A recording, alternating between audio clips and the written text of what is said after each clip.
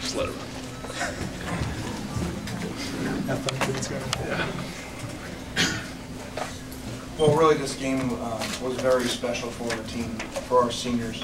You know, to go out having never lost to UCLA obviously is a big deal. They'll remember the rest of their lives.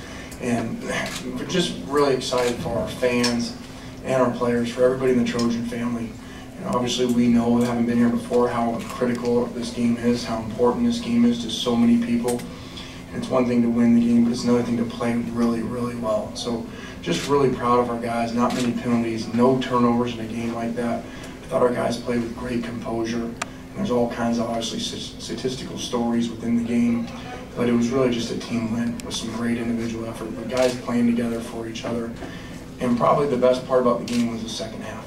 You know, you guys that were here before have seen those type of games when we were here last time. And we come out a little flat and screw around in the second half, and all of a sudden, you know, you just win by 21 or something. So was really pleased how they responded to a halftime locker room that really challenged them. You know, they have nothing else. You know, there was no more games. There's no bowl games. There's nothing more for them to do. There's nothing to rest for, to put the backups in. You know, let's finish this thing off and send a statement, you know, about this team and who they are. So really, probably more pleased with the second half, especially to be able to preserve the shutout. You sound like you may have been pretty vocal in the locker room here after the game. What'd you tell the guys? Not that much, really. Our seniors for years here, for I guess it'll be 10 years now, have always spoken on the night before in the team meeting. And last night I asked them, you know, are you guys ready to talk? And they get up, and they usually, all the guys over the years did this. And it's a really neat deal because they take a couple minutes to talk about being a Trojan and what they went through and coming from a freshman to a senior in some of them 5 years. And it was interesting last night. They said, we don't want to do that. I said, that's not what we're taught. That's not what this is about. Every game is the same. No game is different. And so there was no talk about this being their last game or any of that, which was really neat. They said, Coach, after we take care of the opponent, we want to talk after the game because every game is the same. And so I thought that was really neat and really special. So that's why it took so long. Were you involved in the T-shirts being made or being put in their lockers? I didn't do it personally. I knew that it was going on, you know, during the week. You know, if we were fortunate to win the game, that they were doing that. They were just trying to. It was a great job by Pat, really. Pat was trying to do as much as he can. I know he asked. I don't know what the response has been. He's asked the league, can we get rings, hats, shirts? He's tried everything, or the gifts that they would normally get, the stipends or gifts they would normally get for the conference championship. And so I think. It was really neat to see him really push that while I concentrated on the game. How personally did the guys take the comments from Neuheisel about the gap being closed? Because it certainly didn't appear that way on the scoreboard. Well, I think they took it very personal. You know, there's no other way around that. You know, that's a pretty strong statement to make. And you know, so I know our guys, our players, took that very personal. And you know, I don't know, did it motivate them? I don't know any of that. You'd have to ask them, but. It was talked about a lot, and not much by me at all. It was talked about by the players. And I think they really felt disrespected. How did you feel about it? I didn't care. It didn't have to me. It had nothing to do with the game, and I don't care what other people said. Just like Nicole before the Washington game, none of that matters. This is about us going and playing well and preparing really well. And with the challenge of Thanksgiving and the different schedule and stuff, I thought our players did a good job, and our coaches sacrificed a lot. They wanted to make sure we won this game. Won a lot of family time this week. It was about this game. This rivalry has we enough. have plenty of family time now. This rivalry has enough motivation, but once Colorado won, UCLA knew they were going to be going to Oregon. Did you sense that enhanced your kids' motivation? No, I don't think so. I was actually rooting for the game to go that way, just hoping that they would have some excitement. You know, in their hotel last night, you know, talking about, hey, we're getting to go to this, and just a distraction. Anything in sports, obviously, as a coach, you're trying to limit distractions.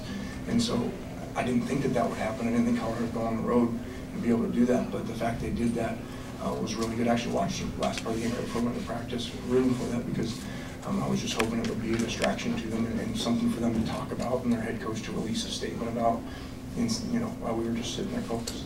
When will you talk to Matt in terms of the potential of what's good for Matt and the other side, obviously, what's great for the university, the potential of coming back and going to a Rose Bowl? Yeah, I think he wants to take a little bit of time. He'll be busy here going to New York pretty soon, I'm sure. And you know, when he gets back, we'll sit down. I don't think there's a rush for it. Why are you? I don't, you know, I know I'm probably not supposed to say this, but unless he just wants to do it to be a special Trojan, he ain't coming back. I mean, who's playing better than that in the country? You're an NFL team, and I've said it all year. Now he has the pieces around him doing it. How do you not draft that kid? Knowing what a player he is and then knowing what the kid is. You know, he's going up there in top 5. But Matt Leinart wasn't much different. Do you draw any comparisons when Matt was a junior? Well, I think one of the things, whenever people discuss when guys stay and losing money, I think that you can't do that. And I know that you guys write about it every year, Matt Leinart was going to get drafted. Nobody said that. Nobody said Matt Leinart was going in the top 3 picks, but everybody writes it and assumes he lost money by going 9 or 10, whatever he did that year. So, you know, we don't use that. That gets thrown at us. Well, Matt stayed and then he lost money. There's no proof of that. You know, last time I checked, I've only heard one team ever, Carolina, come out and say we're going to draft Andrew a year ago. You know, nobody ever does that. And so there's no telling where Matt would have went. So where's the proof that Barkley's going to go in the top 5 then, if there's no telling? Where you been the last 4 hours? Have you pretty much I know you'll give him a C or something like that somehow. Have you pretty much The guy just set every record in this school. Without a bowl game, he just threw for more touchdowns than anybody in the history of USC in a single season. So, With a bunch of babies. So Lane, have you given up on keeping Matt then? No, I haven't given up because, like I said, remember what I just said.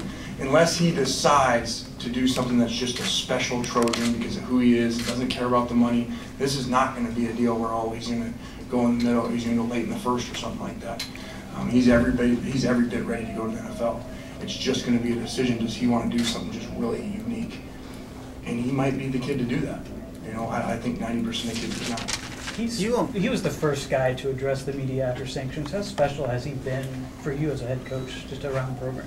Yeah, I know this probably sounds weird, and I thought about it this week, and I probably shouldn't say this. I look up to Matt Barkley, and I know he's younger than me and everything. Matt Barkley's been through a lot of adversity now.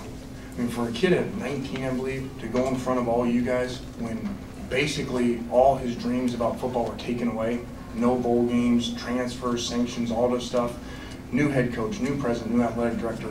And I don't mean 19, I don't mean 39-year-olds that can do that, let alone 19-year-olds. So he's just unbelievable, and it obviously goes back to his awesome parents. You were talking about, it doesn't matter all that much what other people have to say about you, but today a lot of people were saying you guys might be the only team in the country that could challenge somebody like an LSU as far as you've come, as fast as you.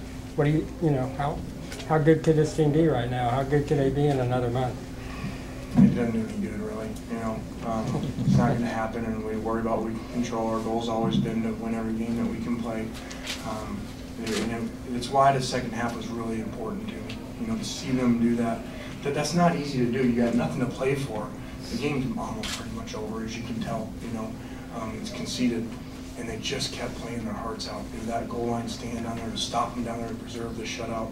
That's special memories for those guys. They're going to be telling their grandkids someday about 50 to nothing. Lane, when you're what does team it do to teams in finish the the country? season off the I way? feel like you could be 1 or 2 in the country. I don't know enough to know. I don't watch all those others. You know, I know all the Associated Press voters watch everybody. They got that. They can figure that out. I don't watch enough to know. What does it do from be the able outset to throw that finish much? the season off the way, be able to finish the season off this way, and this with the scholarship limits now starting to hit? Well, it was really special. Nothing to do with that. I mean, we're going forward. Yeah, and the way I look at it, we're excited. We're coming out of the dark. You know, we're coming out of. We're getting to go play in the bowl game next year. You know, and we're getting to go recruit. We're getting to go sit on couches. Remember now, we've sat on couches for the last 2 years with people reading our sanctions and saying you're not going to bowl games. You got nothing to play for if you go there. And these Marquise Lees and Robert, all these kids kept coming. Now we get to go into the house, sit on that couch without those negatives surrounding us. So we're excited. We're hitting the road tomorrow. And if you remember 1 year ago today, I don't know if it's the exact date, but 1 year ago this game, I sat in this same setting over there in the Rose Bowl and said, today we're going to make sure this never happens again. That was after the 8-5 season. We're going to get this roster fixed. And we're going to do every single thing it takes every day. We hit the road recruiting that next morning. Coaches got on flights. They're doing the same thing tomorrow. We'll be in homes tomorrow. And then now we're going to go to the next level of this and make this roster like it used to be. Well, for the past year, you've talked about the cloud